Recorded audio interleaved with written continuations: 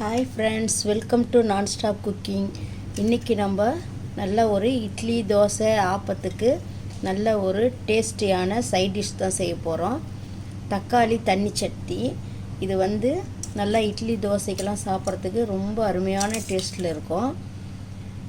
இது நல்லா நம்ம வீட்டுக்கு விருந்தாளிங்கெல்லாம் வந்தால் கூட இதை போல் நம்ம செஞ்சு கொடுத்தோம்னா இதுக்காகவே நம்ம வீட்டுக்கு அடிக்கடிக்கு வருவாங்க. அந்த அளவுக்கு ஒரு டேஸ்ட்டாக இருக்கும்.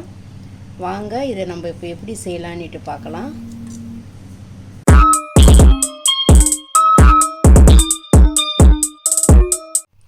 இப்போ இந்த தக்காளி தண்ணி சட்னிக்கு நம்ம ஒரு பேனில் நல்லா நம்ம தண்ணி விட்டு இது நல்லா சூடானதுக்கப்புறம் நான் 4 தக்காளி போட்டிருக்கேன். இது நல்லா மூடி போட்டு ஒரு 2 நிமிஷத்துக்கு அப்படியே கொதி வரட்டும். இது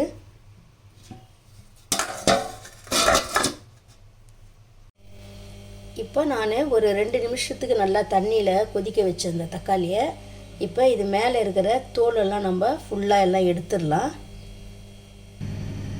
இப்போ நம்ம இந்த தக்காளியை 2 நிமிஷம் தண்ணியில் கொதிக்க வச்சு இந்த தக்காளியில் இருக்கிற தோலை மட்டும் நான் எடுத்துகிட்டு பாருங்கள். இதை நம்ம அப்படியே மிக்ஸி ஜாரில் நைஸாக அரைச்சி எடுத்துகிட்டு வந்துடலாம். இப்போ ஸ்டவ் பற்ற வச்சு ஒரு பேன் ஒன்று வச்சிடலாம். அதில் ஒரு 2 டேபிள் ஸ்பூன் எண்ணெய் விட்டுடலாம். இப்போ இந்த எண்ணெய் நல்லா காஞ்ச உடனே ஒரு 1/2 டீஸ்பூன் கடுகு, கொஞ்சமாக சீரகம் போட்டுக்கலாம்.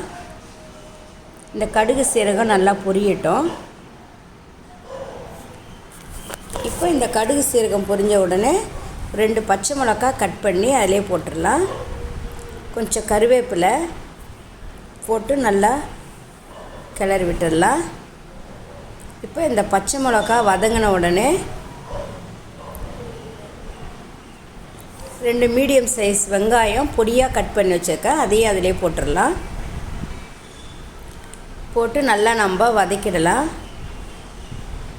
இப்போ இந்த வெங்காயம் நல்லா பச்சை வாசனை போகிற அளவுக்கு நல்லா நம்ம வதக்கிடணும்.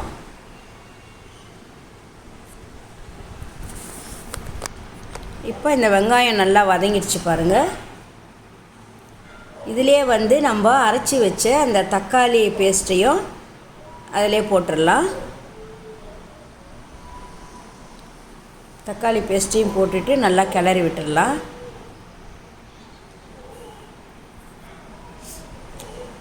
இதுக்கு ஒரு 1/2 டீஸ்பூன் தனி மிளகாய்த்தூள், 1 டீஸ்பூன் தனியா பொடி, கொஞ்சமாக மஞ்சள் பொடி போட்டுக்கலாம். ஏற்கனவே நம்ம பச்சை மிளகாய் போட்டிருக்கோம். அதனால் உங்களுக்கு காரத்துக்கு தகுந்த மாதிரி நீங்கள் கூட்டி குறைச்சி போட்டுக்கோங்க. இப்போ இதில் நல்லா ஒரு டம்ளர் தண்ணிக்கு நம்ம விட்டுக்கலாம். கொஞ்சம் தண்ணியாக இருந்தால் தான் நல்லாயிருக்கும். இதுக்கு நல்லா தேவையான அளவு நம்ம தண்ணி விட்டுட்டு நல்லா கிளறி விட்டுடலாம்.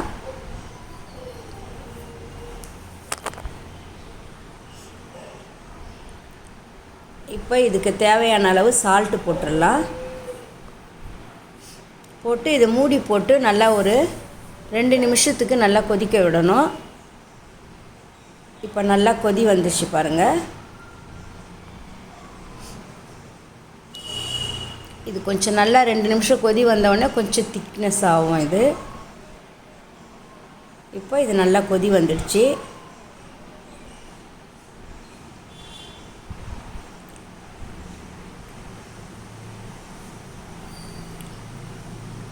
இப்போ நல்லா கொதி இப்போ இந்த தக்காளி தண்ணி சட்னி ரெடி ஆகிடுச்சு பாருங்கள்.